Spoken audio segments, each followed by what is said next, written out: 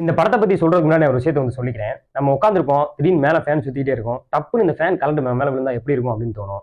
டப்புன்னு ஒரு உயரமான இடத்துல இருப்போம். இங்க நமக்கு விழுந்துட்டோம்னா நமக்கு என்ன ஆகும் அப்படின்னு தோணும். சைக்காலஜிக்கலா வந்து சில விஷயங்கள் தோணும். அதே மாதிரி இந்த எங்கேயும் எப்போதும் படம் பார்த்ததுக்கு அப்புறம் பஸ் அதே மாதிரி ஆக்சிடென்ட் ஆயிருமோ அப்படின்னு சில விஷயங்கள் தோணும். இந்த மாதிரி படத்துல சில விஷயங்கள்லாம் பார்த்துட்டு அது மாதிரி நடந்துருமோ அப்படின்னு நம்ம பயந்துகிட்டு இருப்போம். இந்த ஒரு நொடி பார்த்ததுக்கு அப்புறம் எனக்கு அப்படி ஒரு விஷயம் மண்டைக்குள்ள வந்து ஓடிக்கிட்டே இருந்துச்சு. அது பசங்க எல்லாத்தையுமே கண்டிப்பா தோணும். ஆனா அது ஒரு முக்கியமான ஒரு ட்விஸ்ட் ஆச்சே, அதை வெளியே சொல்ல முடியாது. படத்தோட மெயின் பிளாட்டே அதுதான்.